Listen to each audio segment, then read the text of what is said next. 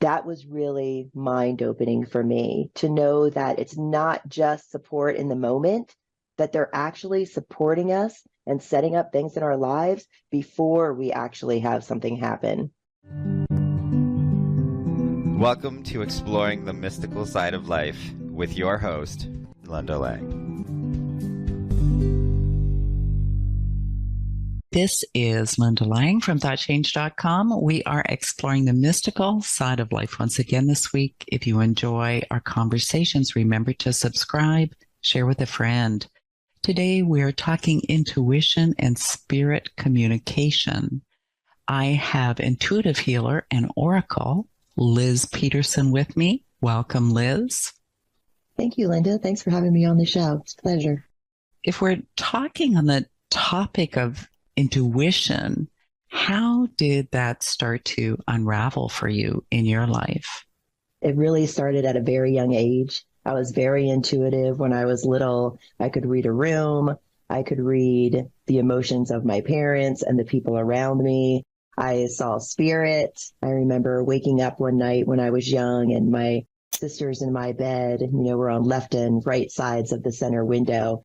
And there was a white woman sitting on my sister's pillow looking out the window, and the moonlight was shining on her. And she turned and looked at me and just said, shh, putting her finger up to her mouth and shushed me back to sleep. And under the covers I go, right? And, I could feel that something was in the house. It continued dropping off a little bit in my teen years because I was so busy, with the being social and with my friends. And then it picked up later, late teens, early 20s, starting to open up again. And that's what led me to massage school and polarity therapy and, of course, shamanism in my early 20s. And that really helped me, look at my gifts and how I worked. And I had a teacher that helped me be aware of what my gifts were, my clairaudience and clairsentience and clairvoyance. And later I would learn about claircognizance from another teacher in my late 20s and early 30s when I found a 4-year program based on Barbara Brennan's work and shadow work and Reiki, master we got during the program and that sort of thing, and really helped open me up to who I was and, being able to continue to know when spirit was in the room and, that sort of thing continued on to this day. And it continues to open up as I age as well. I think all of us would really like to hone our intuition even more. You mentioned being able to sense when a spirit is in the room. Can you talk a little bit about what signs would indicate we have company? Yes, of course. Yes, this has been an ongoing thing for me. It really is a felt sense for me and a knowing. So that clairsentience and claircognizance, that clear feeling and clear knowing. When you walk in and all of a sudden, your body might be lighting up or your sight might be directed over to a chair in the corner of the room. I remember I was at a workshop about 5 or 6 years ago, and I go upstairs to use the restroom and I notice, I'm looking, I'm like, oh, there's a woman sitting in the chair in the window. And I mentioned it to the people that were hosting. Then women started showing up for the workshop, and one comes down and goes, did you know there was a woman sitting up in the chair? Upstairs, which was nice to get the validation, that secondary, sight, from someone else to validate what I was seeing. But it's just this inner knowing that something is there. So if all of a sudden you find yourself feeling like, oh, I'm really feeling like something's in the room, or I'm feeling like something's staring at me, or possibly just a knowing, oh, there's someone here with me. Those are all ways that we can feel and sense that spirit is with us. For myself, I'll often see orbs made out of light rather than an actual person, but I can communicate with that orb, which sounds kind of wonky, but it can answer like yes and no questions by like getting bigger or getting smaller. So it's a real experiment, I guess, in how to communicate. I'm confident that you have tips for all of us to develop that actual communication. It's one thing to know that they're there and another thing to start communicating. I think the first thing I would say would be to trust. to trust yourself. Trust has been an ongoing lesson for me in my life. I remember in my late 20s, early 30s being like, oh no, I'm just normal. I'm not seeing this or feeling this. It's not real, and society teaches that.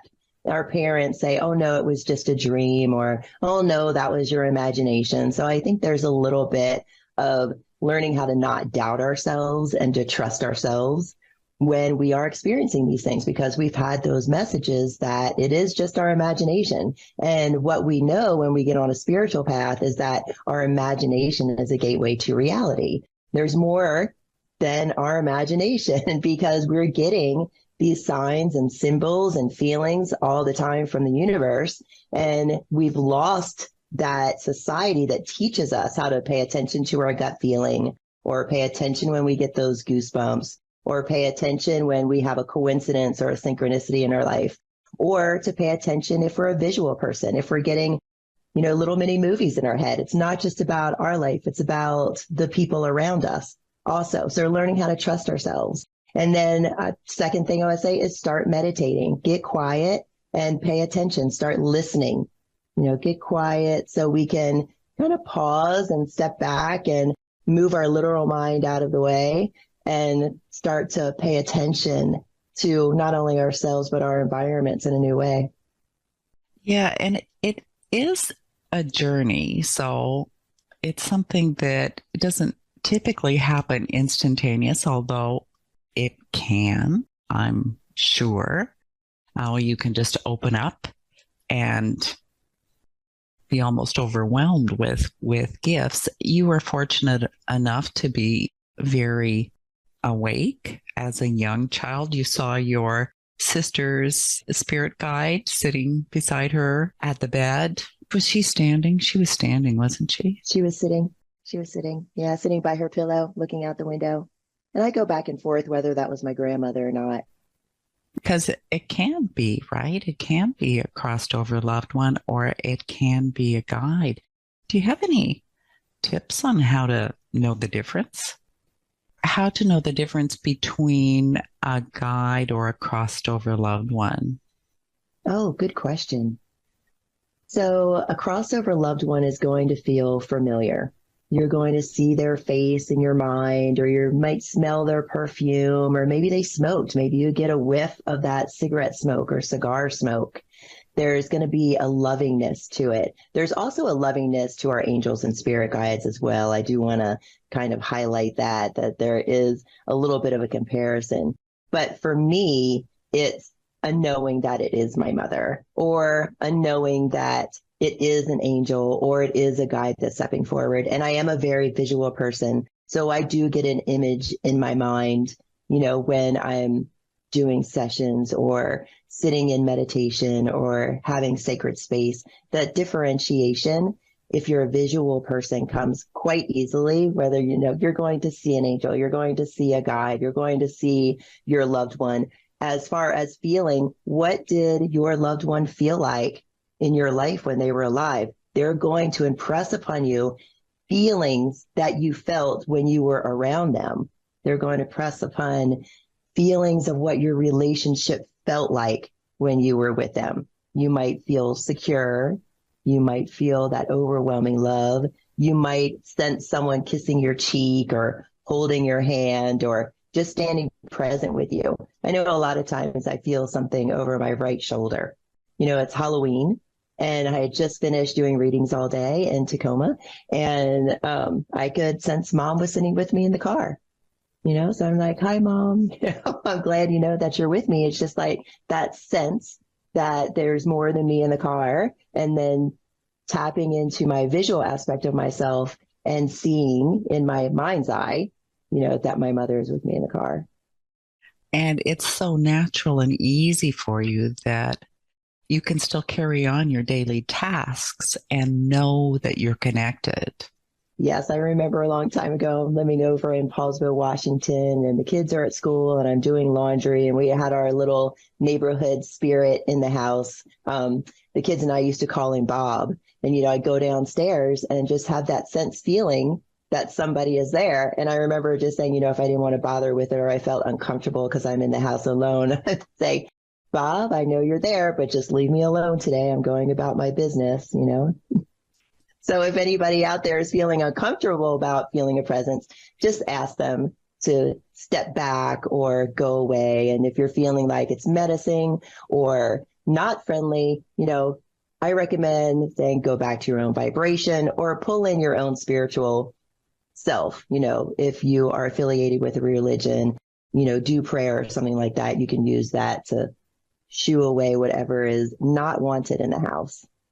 So there's two things that I'm taking from what you've said so far that I think can trip people up.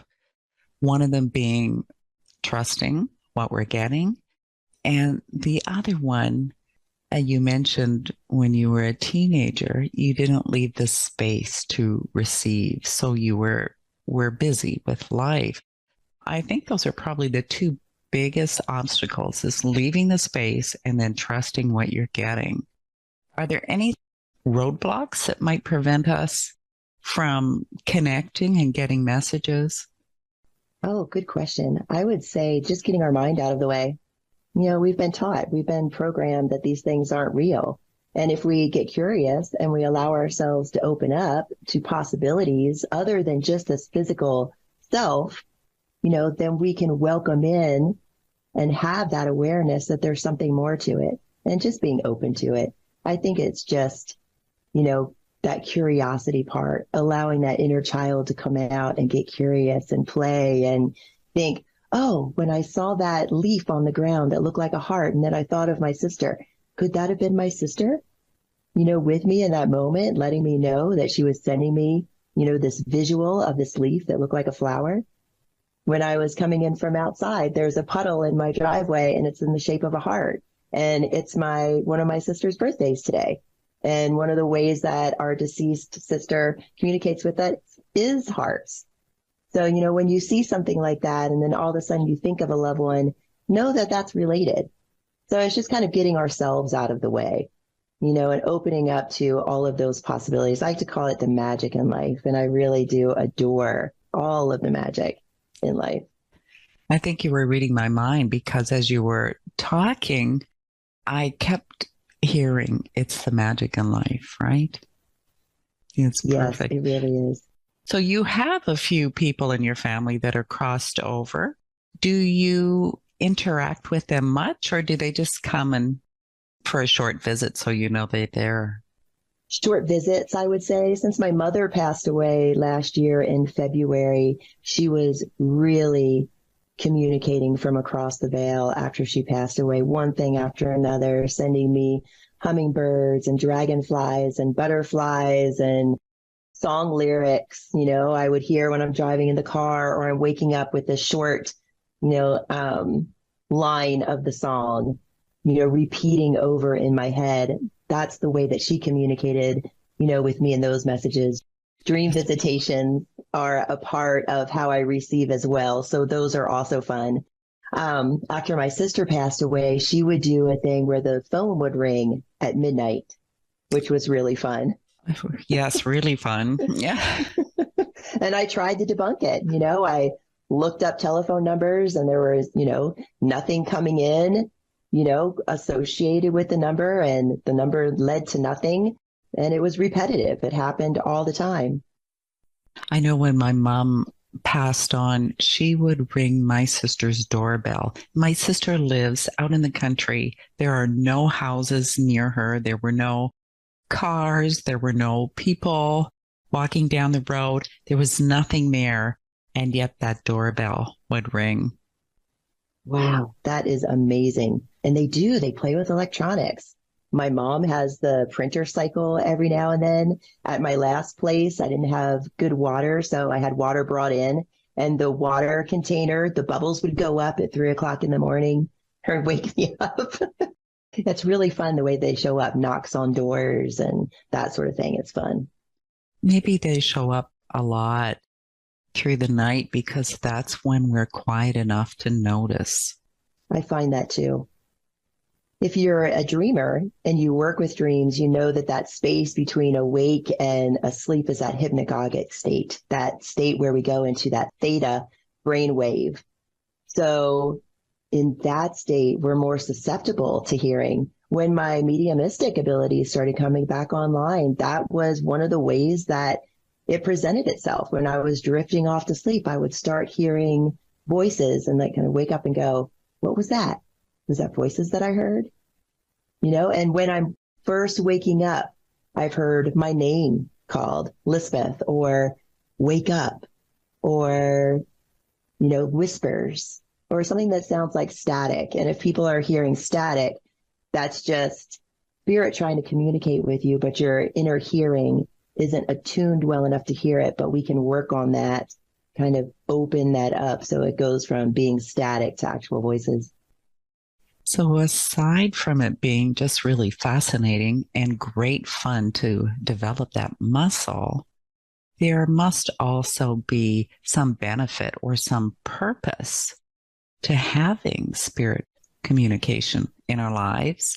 How can it help us? Oh, it helps me all the time. I feel like I'm co-creating in life. Even before this podcast, I lit a candle and I asked for my angels and guides to continue to guide me and support me. So I invite them into my life all the time to help me, to guide me, to support me, to help me in this, that, or the other that I have going on. It's also a connection to the other side. It teaches us that our life goes on. It gives our life meaning. We know that it's more than just this physical reality, that we are spirit, and our spirit, our energy will continue. We'll move on, and we'll possibly go on to learn on the other side, or reincarnate again, possibly to learn on this side. I think it's a huge benefit to have our intuition, to be able to pay attention or set our intention to pay attention to all of the little coincidences and synchronicities that come into our life that actually benefit us.